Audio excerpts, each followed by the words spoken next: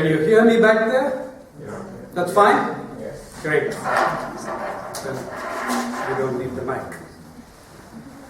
The CeMIS summer school, as I understand, is for a total of 5 days, right?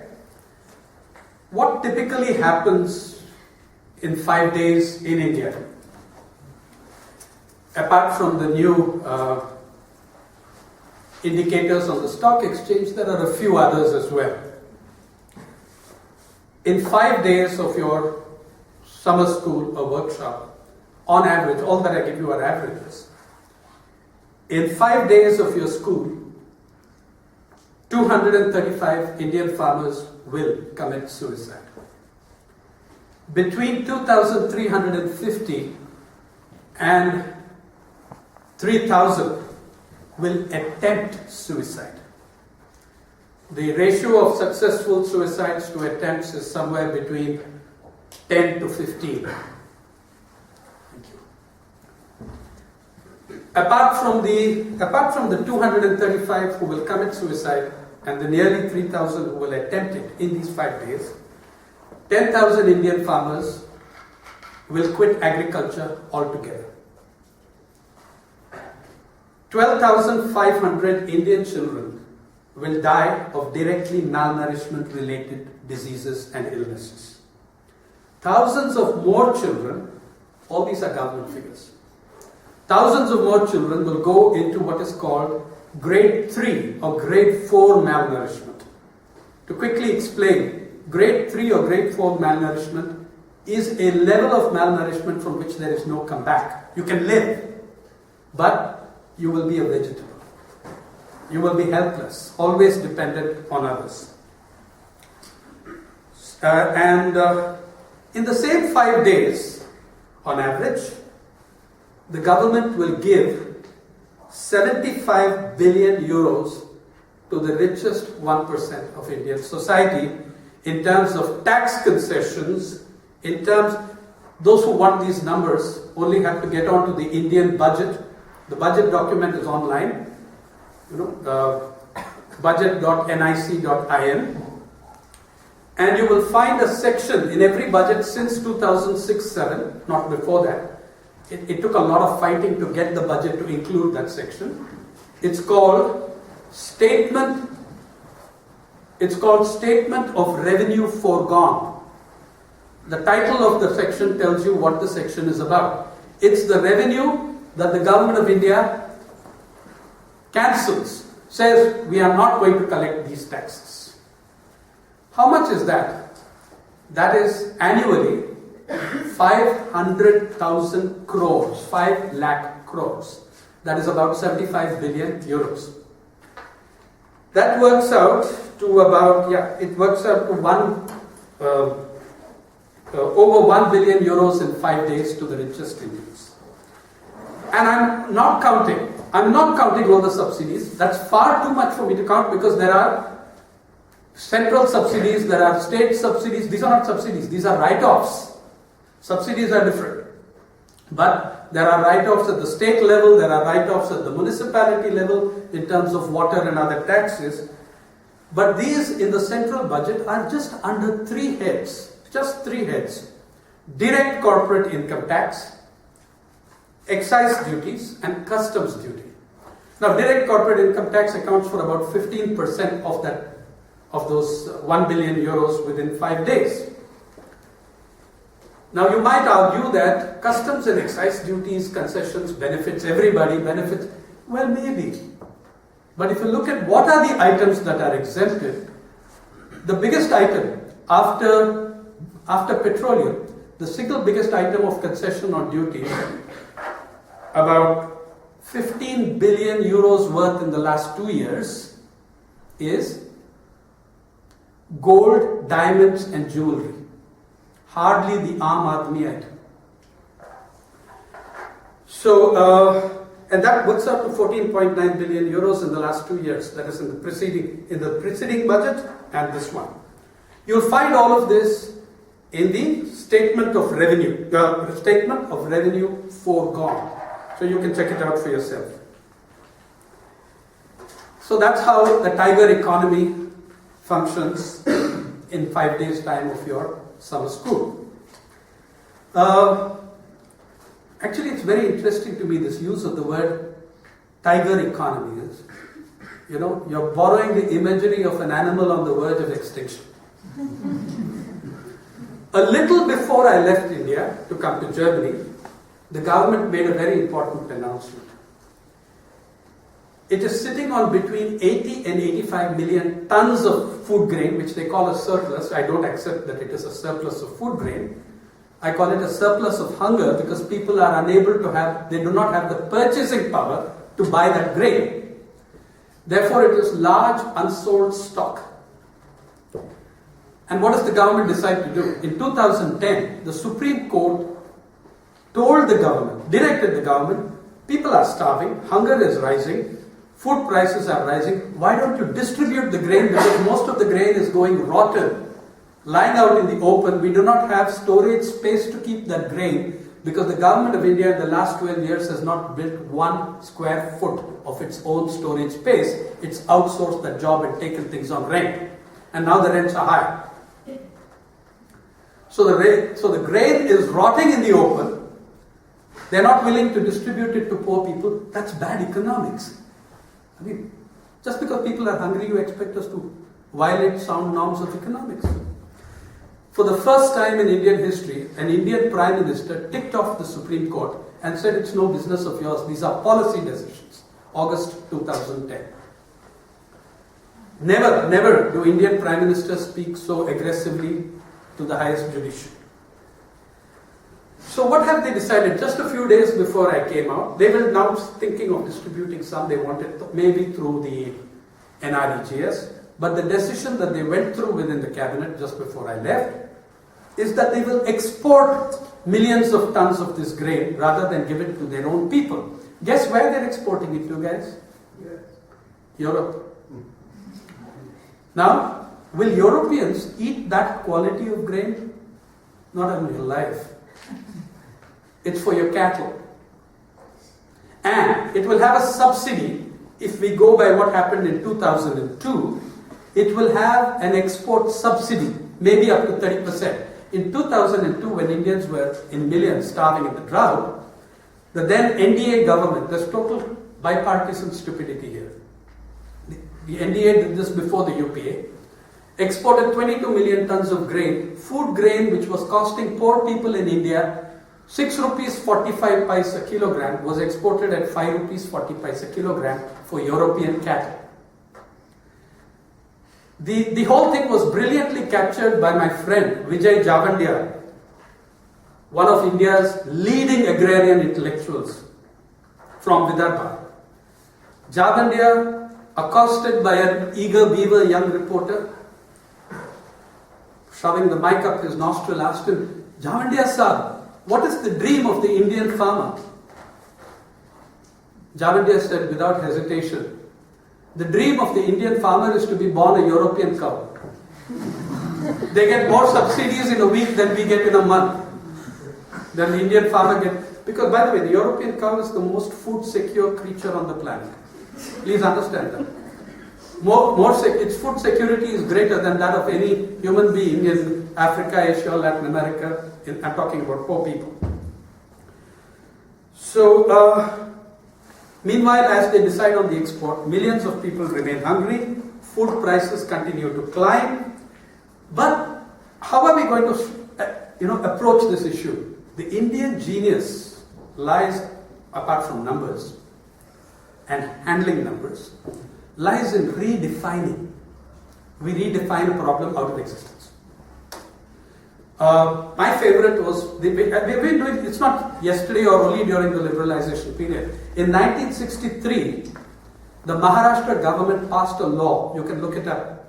It's called the Maharashtra 1963 Deletion of Famine from All Laws. They banned the word famine. So today you cannot legally have a famine in Maharashtra. In 1963, the government issued a statement that Maharashtra is now the foremost economy in India. There's no chance, no question of us having a famine. It's just a word that creates, a signal that creates panic. So they passed a law to delete the word famine from all existing laws, which had famine from the British times. So we will solve a number of these issues by creative redefinition. It's a quintessential Indian thing, redefining. We've redefined housing so many times since 1952, including in the 34th round of the NSS, when we included tents as houses in the name of nomadic tribes. So a tent gets recognized as a house. So you can imagine how much we reduced the housing problem. Our new poverty estimates are based on redefining calorie requirements, for instance. They've brought down, the astonishing thing about India is hunger rises, the government agrees that hunger rises, food prices rise, inflation rises, joblessness rises, but poverty falls. There's no link between poverty and all these other problems. How does that happen? The new estimates of poverty, which we will accept if we accept what the Planning Commission went to court filing an affidavit in support of, is they changed, as those of you who are following India know that your poverty line estimates, you calculate on the basis of consumer expenditure required in rural areas for 2,400 calories, urban areas 2,100 calories. Poverty came down like a comet when they substituted both these figures with 1,800 calories. On what basis did they do this 1,800 calories? It's an FAO definition of hunger. You know what the FAO definition is? That's a definition of minimum dietary energy requirement for people, I quote, engaged in light or sedentary labor. Light or sedentary activity. In other words, an office worker and an agricultural laborer are now both clubbed together in calorie requirement. If you think that the women agricultural laborers out in the field at this time, if you think what they do is light and sedentary work, try it for a day and see how many days you take to recover from it. So they changed the definition. They don't announce this, they don't say it, but they've done it, 1,800 calories. And then you adjust the amount required to buy. So what happens now? If you had accepted, but there was a huge outcry, so what they've done is they've set up another committee. There were 3 committees to look into poverty estimates in 4 years, between 2007 and 2011. For my sins, I was a member of the second one. And as it stands, had we accepted the Planning Commission's favored commission, that is the Tendulkar report, it would mean that if you were living in Mumbai and spent your total consumer expenditure, meaning food, housing, everything, okay? Education, school, health, everything. If you spent 44 euro cents, not 44 euros, 44 euro cents a day, you are not poor. If you're living in rural India and your consumer expenditure is 32 cents a day, you are not poor. Okay? Using this data, using this definition, they still end up with 350 million poor people. If you had a more humane, a less ridiculous definition, your guess is as good as mine, the kind of figure we'd end up with. How does this happen? By the way, none of this stuff that's happening in India is new or unique to India. Just that it's big India, the numbers and the scale get much worse than anywhere else. But the underlying principles of the economics of it are broadly embraced across the world. There are exceptional countries with much better welfare systems. There are pockets and oases. But the large economic processes or packages that are in India, Pakistan, Bangladesh and 120 other countries are what I call mechanomics, McDonald economics. It tastes the same everywhere. Okay, I can't go into all the processes of mechanomics. Let me give you 8 or 9. The first is the withdrawal of the state from sectors that matter to poor people. I assert that the state has not withered away, it has not withdrawn, it is far more activist than it has ever been, but it is entirely explicitly activist on behalf of the super rich. That is what has happened to the state. 2. Expenditure cuts, the slashing of subsidies and life supports, targeting, as it's called. 3. The rapid transfers of wealth from poor to rich. The banks screw up the planet. You bail out the banks, not the people who are affected by the screw up. Okay? 4. Or transfer of resources from poor to rich is what I was talking about in statement of revenue foregone. That's public money that you're giving to billionaires. 4, and this is central all over the world, the unbridled rise of corporate power. Not in decades have corporations been as powerful. They can do anything, get away with it. They screw up the world economy, then they write the bailout plan, as they did in the United States. In 2008, the CEOs of American companies took home $18.5 billion in bonuses, having destroyed the global economy. 5. The imposition of user fees on those who can least afford it, like hospital charges in India. 6. What I call the privatization of just about everything, including intellect and soul. 7. The stunning rise and growth of inequality. 8. The undermining of local governance. Some of the great things, there have been 4 or 5 very great things that have happened in India in 20 years. One of them was Panchayati Raj, the decentralization. But you create representative institutions, but denude the institutions of any power whatsoever. Right? So great, you've got a Dalit woman sarpanch who's going to be blamed for everything that goes wrong in a village, but has no power to set anything right. You've decentralized the problem and centralized the solution. Because they have no money, they have no powers, it's all overridden by higher government authorities. Like in land acquisition. Even when the panchayats say, no, we don't want to part with the land, you overrule. And 9, the consequence of all this is the rise and dominance of what I call, or what I did from 91 when it started in India, called the ideology of market fundamentalism. It's as religious a fundamentalism as any other. Now, 20 years of mechanomics has brought India some stunning performances. I am one of those who says that all the claims of India shining are true.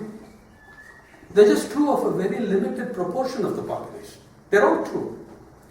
We are now in my favorite web page, by the way, bookmark number 1 in my PC, is ForbesBillionaires.com. I track my friends closely from India. And who knows, one day. Now, the same country that is 5th in the list of billionaires, you guys are 4th, but you cheated. 5 years we were ahead of you. And anyway, our dads are richer than your dads. The per billionaire asset value of Germany's is lower than that of India's. Okay? So you're just there because of a couple of digits.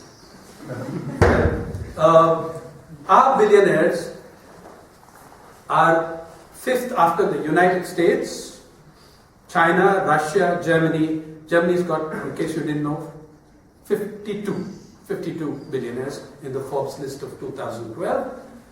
We have 48. But our per billionaire value is over 3.5 billion. It used to be 4.75 before the twits and Wall Street blew it. And there's another thing. There's also the moral superiority. Let's take these two poseurs, China and Russia. Okay? Chinese billionaires are just about $1 billion a billionaire. With that, we don't give them any importance whatsoever. As for the Russians, every 5 years they send half their billionaires to prison. We're a mature democracy. We send ours to parliament.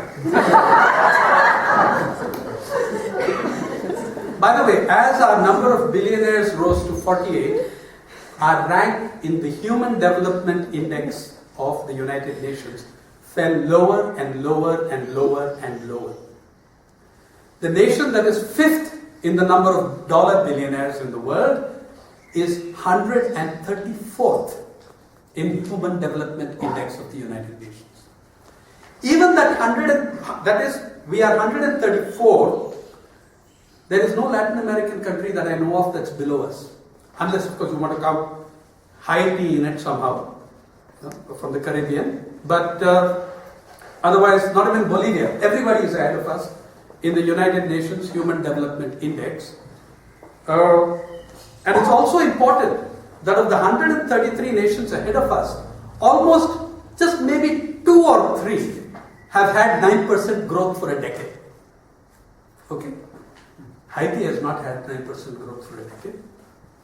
And no Latin American country, maybe Brazil in a few years, but this 9% growth for a decade and 8% growth for another decade, that is India's unique achievement. Despite that, you are 134th. Oh, there's another catch to it. You are 134th out of 187 nations.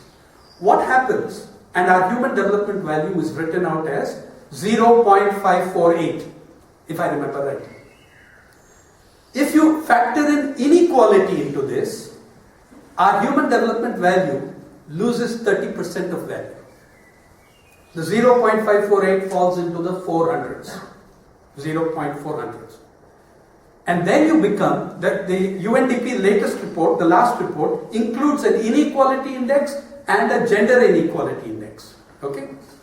When we factor in inequality, our rank, which was 134 out of 187, falls to 129 out of 146. Okay? In the most unequal nations. In gender equality, we are about the same, 129 out of 146. And the gender inequality position, according to the UN index, actually worsened between 2008 and 2011. Nepal, Pakistan, China, Bangladesh, Sri Lanka are all ahead of us on the gender inequality index. CEO salaries in the last 20 years have reached record levels. They're not as high as the US, but the rate of growth, it has been argued by the Economic Times, is probably the fastest in the world. In a country where the first of the 3 commissions on poverty in 2007, the year 2007 we had 55 billionaires. And that year, the National Commission for Enterprises in the Unorganized Sector, headed by Dr. Arjun Sengupta, first page of the report, it's all online, you can do it. First page of the report says 836 million Indians live on less than 20 rupees a day. Get by on less than, that is, it means that as of 2007 when the report came out, on figures of 2005, Indians at that point, 836 million Indians, were living on less than 18 cents euro per day in a country which had 55 billionaires, and the 48 now, by the way, account for 1/7 or 1/8 of our total GDP in a population of 1.2 billion. The fastest growing sector in India is not software or IT, it is inequality. It's grown faster than at any time since independence and is now reaching levels that bid fair to compare with some parts of the colonial regime before us. 3 of the world's 10 richest men are Indians. Got you there. Germany doesn't have 3. There's Mukesh Ambani, Anil Ambani, there's Mr. Lakshmi Mittal. The maximum you can, now these guys earn millions of rupees a day. The maximum you can earn as an agricultural laborer, the most vulnerable section of Indian society, as a landless agricultural laborer, the maximum you can earn on the highest paid government program, if you take the average of all states, is less than 2 euros a day. Less than 2 euros, 125 rupees on the National Rural Employment Guarantee Scheme. So,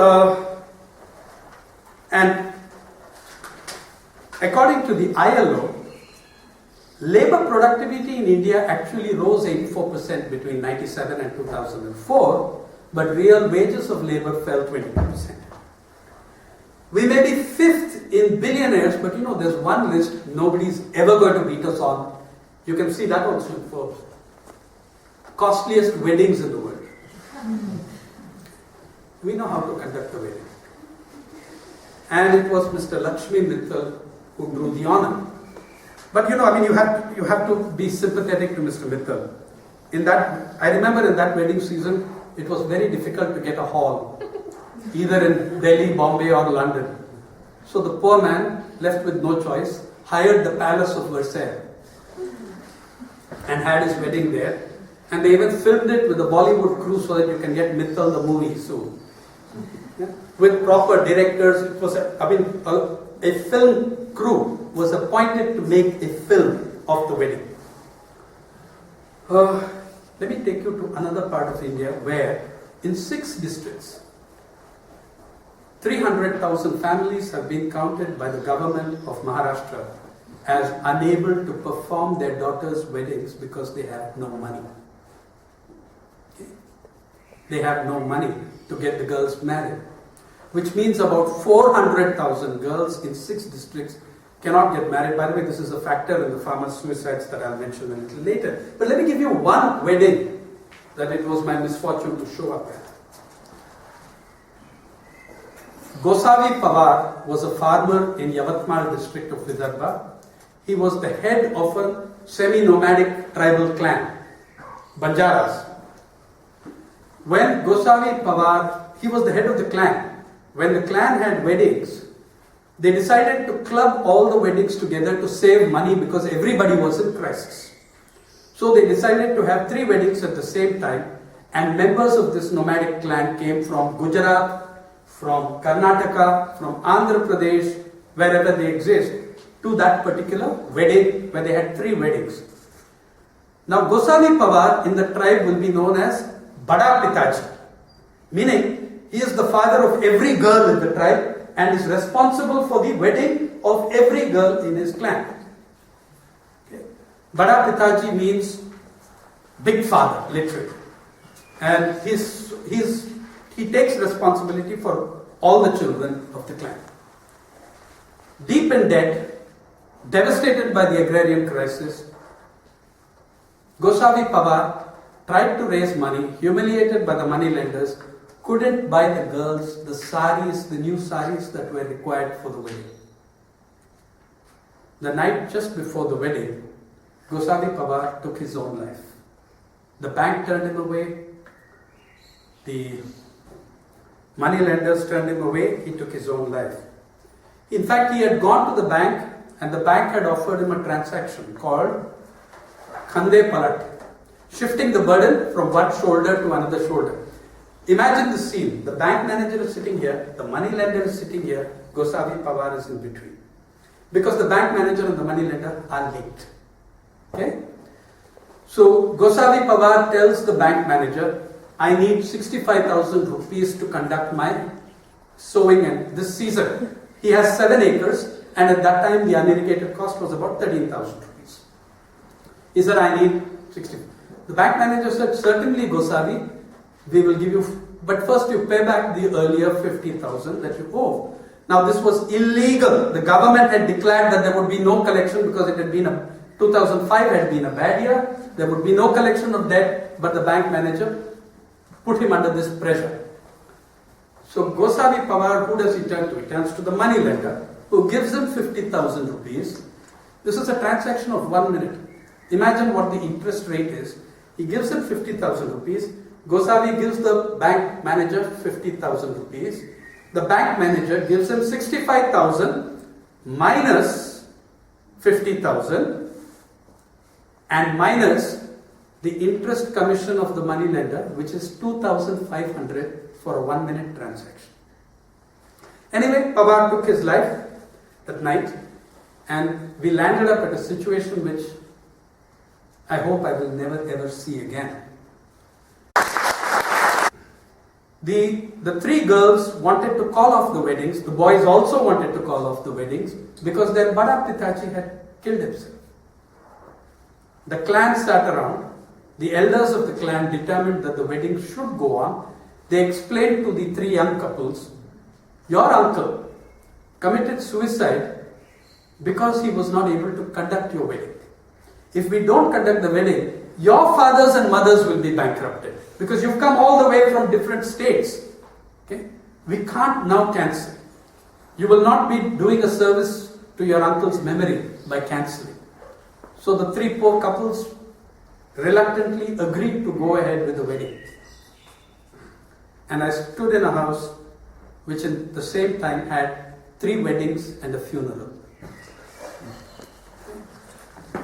And as the wedding barat, the procession, came out onto the highway, okay?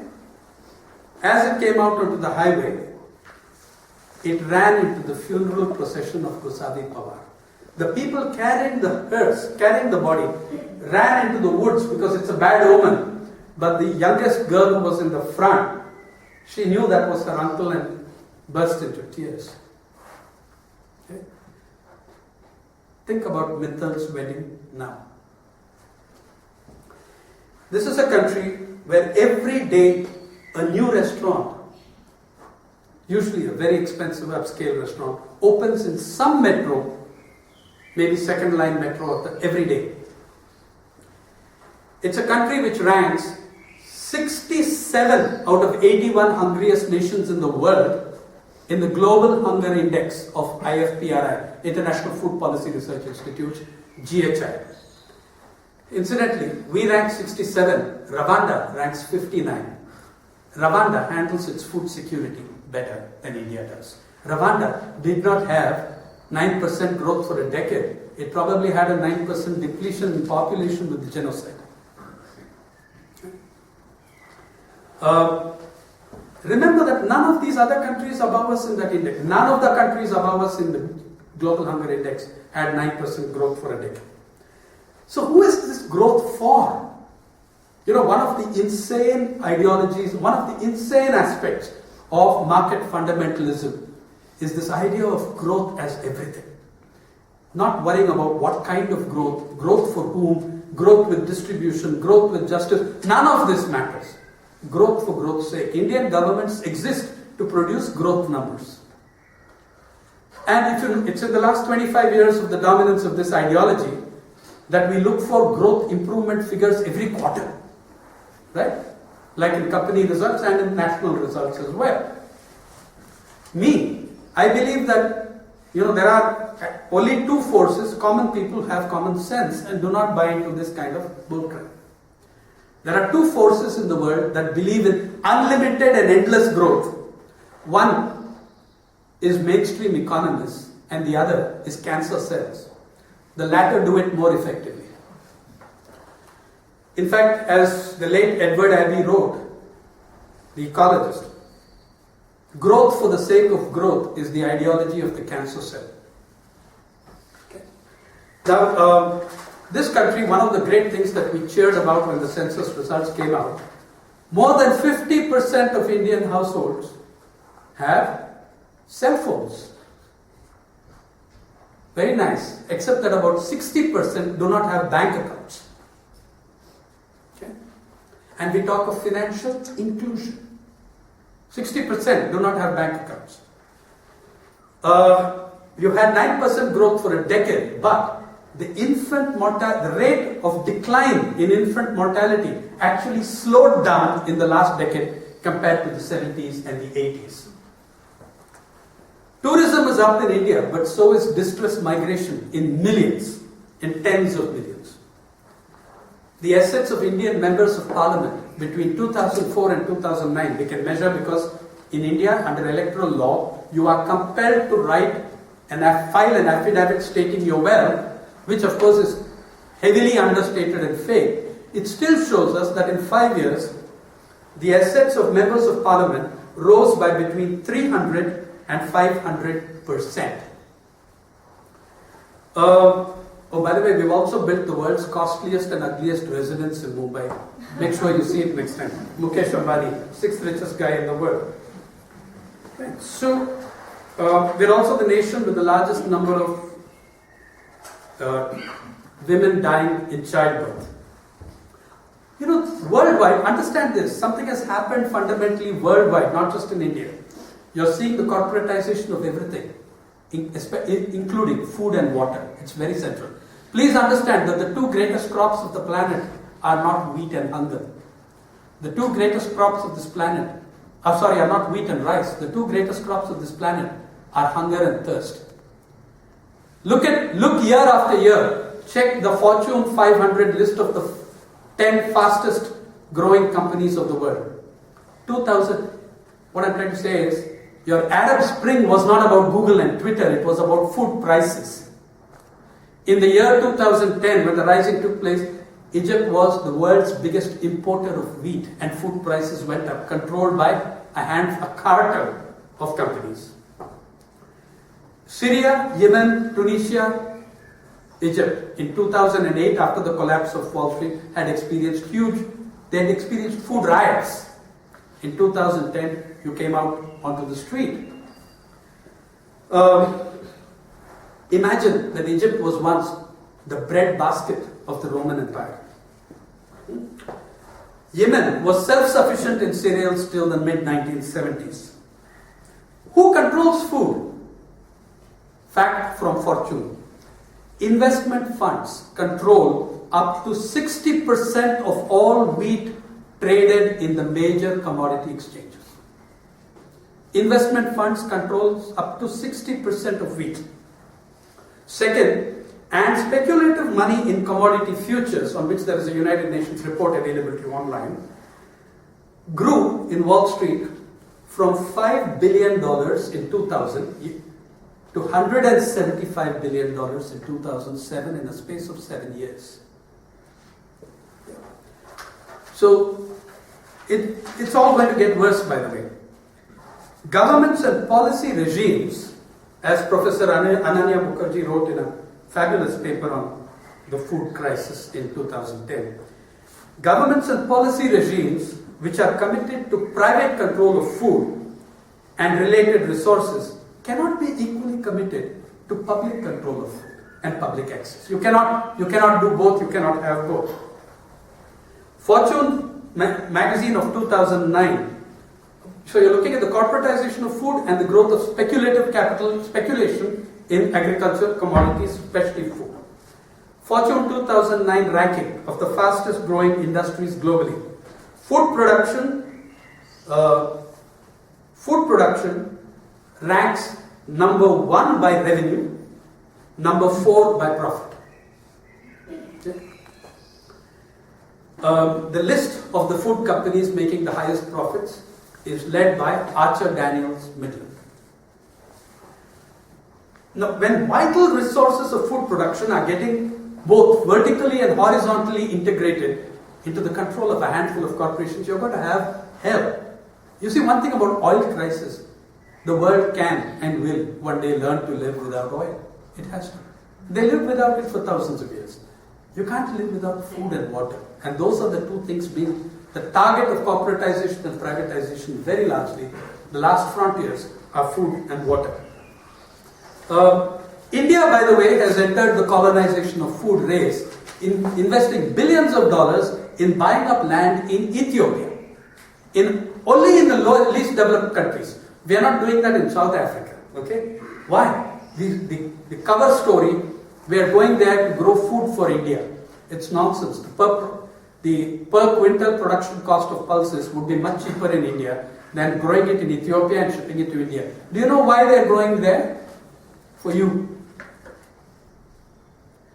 They need a least developed country. When they produce that food in the least developed country, it will enter Europe at preferential duty rates. If they grow it in South Africa or India, it will not enter Europe at preferential duty rates. When it's grown in Ethiopia, it will enter at almost nothing.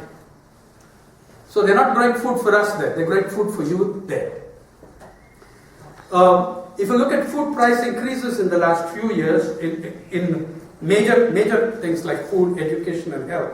The Times of India's Subodh Verma gives us figures. Rural population between 99 and 2009, rural 70% increase, urban 78% increase. Education 378% increase, 346% increase. Costlier for rural India. Health 152% increase, 136% increase. Though if you adjust that for inflation, as he says, it's still education 162%, 145%. Health 38%. Notice that rural India is more expensive facing a greater part of the price rise than urban India, except in food because they grow it. Right.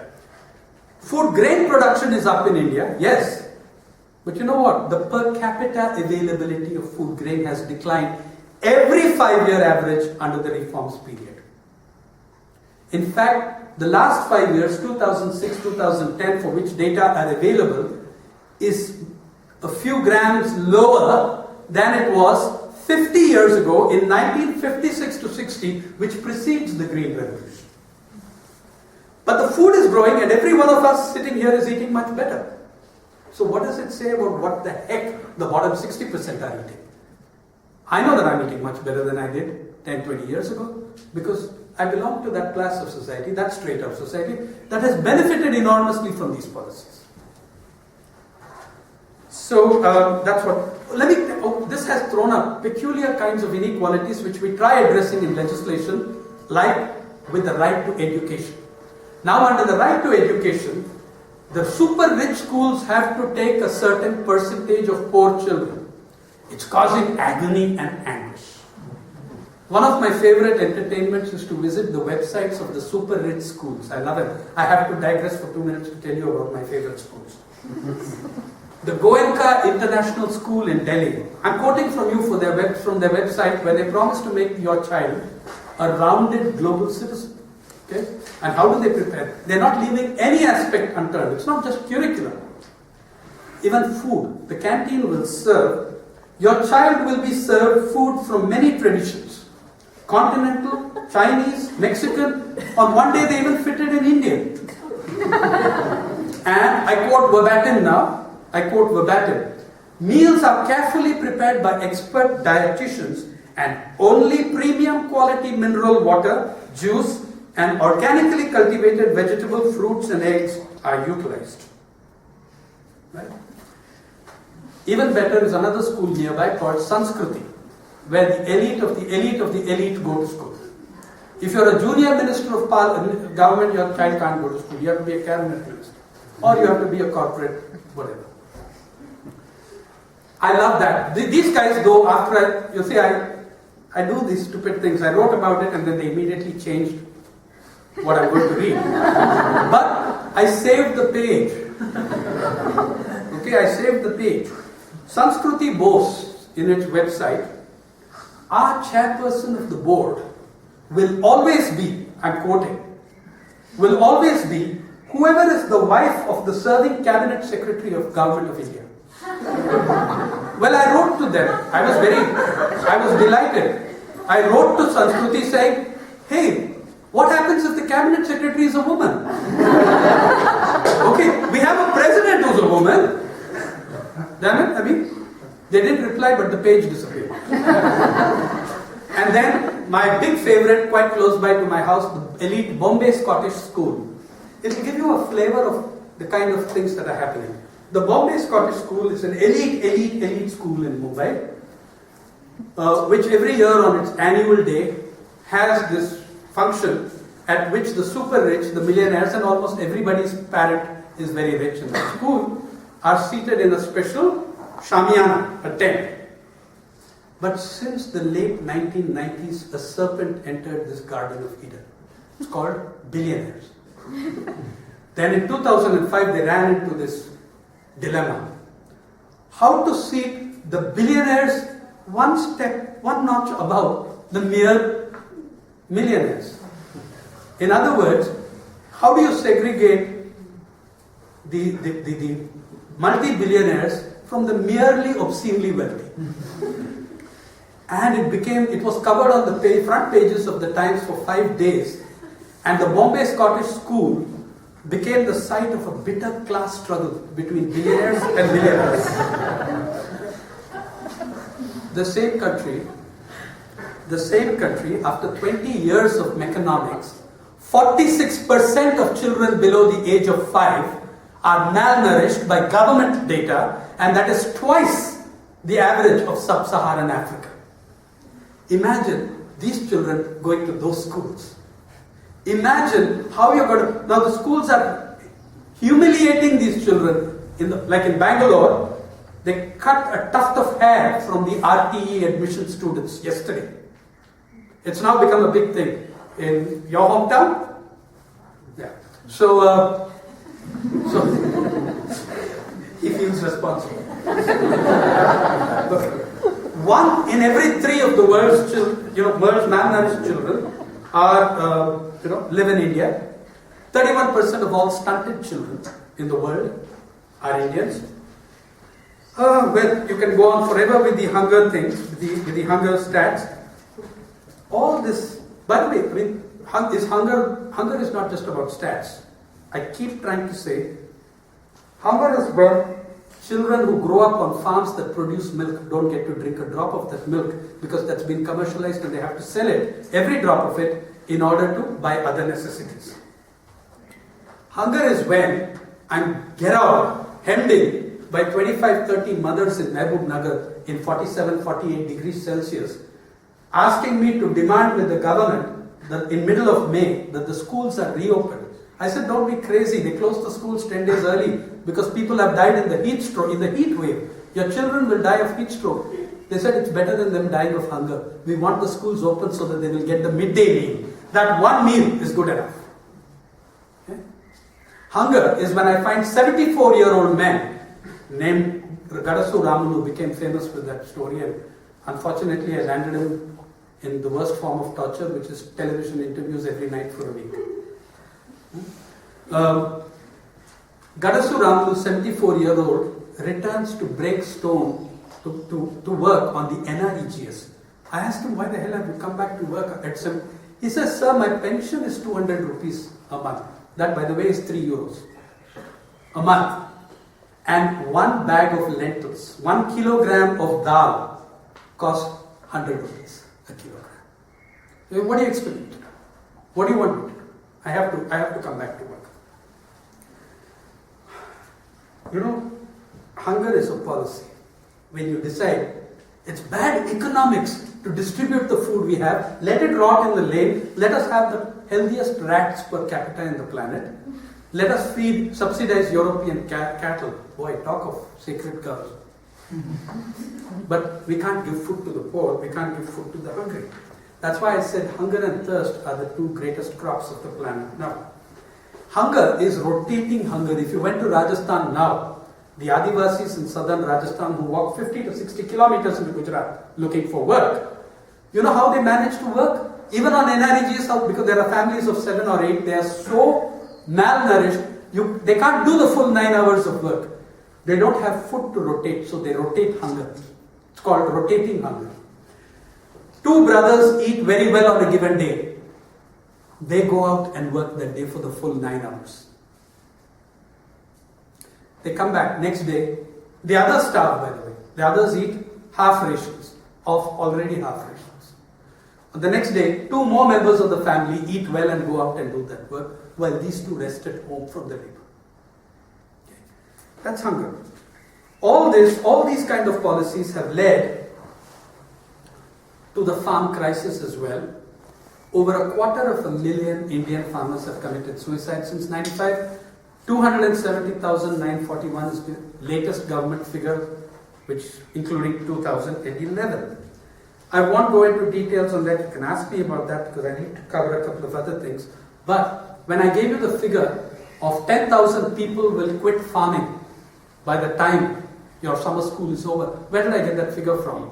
From a 1991 and 2001 census, if you compare agriculture, cultivators, male workers, 7.5 million people in the first 10 years of the reforms quit agriculture permanently. It is the largest displacement in human history, achieved without guns, weapons or anything. By just destroying the lives of people, making farming. India has the largest body of smallholder family farmers in the planet. Okay. You've had now, when you take 7.5 million over 10 years, that's 750,000 a year, that's about 2,000 a day, and that's why I said your summer school is over, 10,000 people would have quit farming on average. Most of the farmers who committed suicide are cash crop cultivators, and we have locked millions of small farmers into the volatility of global prices that crash whenever the product is in the hands of the farmer, but the prices rise once the commodity is in the hands of the traders and the corporations. Price shocks have been very big in this. There are three important things to know about the farmers' suicides. One, they are occurring at a rate higher than the general population suicides, which includes farmers. They are occurring at a much higher rate than those of non-farmers. And third and most important, farmers' suicides are rising on a shrinking population base, which is not true of student suicides or others, because the number of students is about double what it was 20 years ago. So whichever way you cut it, Gosavi Pawar's was one story. I could go all night telling you the kind of stories that you come up in the farm belts now. In 5 states, the 2/3 of these suicides have taken place in 5 states. I'm the moron who covers them. I have visited 850 households where there have been farmer suicides. You will not believe what it does to you. I will close with this. About the kind of inequality economics, neoliberalism has built. The kind of world and complexity we've got ourselves in. 2004 December. Remember the tsunami? Yeah, it happened. When the tsunami happened, 11 nations were devastated by the tsunami. 5 of those 11 nations had significant stock exchanges. India, Indonesia, Sri Lanka, Malaysia and Thailand had significant stock exchanges. Indonesia lost 250,000 people. India some 30,000 odd. Okay? What happened? Every one of these 5 devastated nations, within 3 days, the stock exchanges reached record heights. Because they were smelling. Oh, GDP, calamities do wonders for the GDP. Please understand that. Because there would be reconstruction, there would be steel, cement, there would be shipments coming in, there would be food purchased, there would be medical needs required. Every single one of the 5 stock exchanges of these countries reached record positions. Okay? By the way, at the same time, in Indonesia, the stock exchange building was rocked by the quake.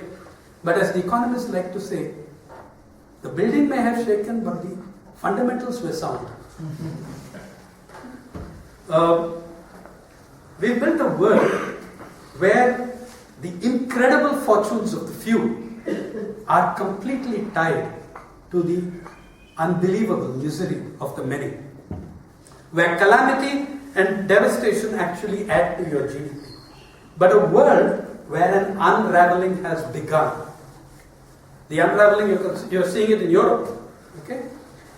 You saw it a year ago, starting with Occupy Wall Street. According to me, it goes back much earlier to many countries other than the United States. But at least the Western media, the global media, are forced to take account of something like Occupy Wall Street. I'm not making a case that Occupy Wall Street is a terribly radical thing. I think they got one thing right. I think they got the address right. Okay? And I think it's a pointer on what should happen. And this is, look, just before I came, the day before I came here from India, the newspapers carried an announcement of the kind of hope that comes in the unraveling. We don't know what we'll put in its place, but it's unraveling. POSCO, 2 villages that had held out against the Orissa police, against CRPF, against government of Odisha, against the government of India, against powerful multinationals, against an entire media supporting the multinational. The government of Odisha announced that it would not annex private land for the POSCO project. 2 2 villages, something like Asterix's villages, held out, fought the world and held on to their land. Now their land may be destroyed by the mining around it, but they said, we will not part with our land, and they held on to it. Something is unraveling there too. So there is, I conclude with this, that 60 years ago, the chief architect of the Indian Constitution, Baba Saheb Ambedkar, when he and his team completed the Constitution and handed it over to the Constituent Assembly, he made what I consider the greatest speech on inequality made in independent India's history. You should read that speech. I'm summarizing and paraphrasing. He says, today we enter an era of great contradictions. This is the man who was the architect of that. He said, we have given ourselves a wonderful political democracy. But in society and economy, there is no democracy. The tensions of the social and economic lack of democracy and inequality will explode one day our political democracy. Okay? I think a truer word was never spoken in the Parliament and the Constituent Assembly. 60 odd years later, that's the situation you face. Much earlier to Ambedkar was the American judge, Justice Louis Brandeis, ruling on a case which American millionaires brought before him. The case, by the way, was they wanted income tax abolished. Like many billionaires today, don't pay taxes anyway, right? In India, the salariat pays income tax. Those who have got, salaries on slips. Justice Brandeis threw out the case with one fantastic throwaway line. He said, gentlemen, you can have great concentrations of wealth, or you can have democracy. You cannot have both. So whether an Ambedkar in Asia, a Brandeis in the USA, let's not leave Europe out of it. In this continent, very, very long ago, in very tumultuous times, a Victor Hugo wrote, there is no force on earth mightier than that of an idea whose time has come. I believe that time has come, and I believe that idea is social, political, economic, cultural, gender, justice. Thank you.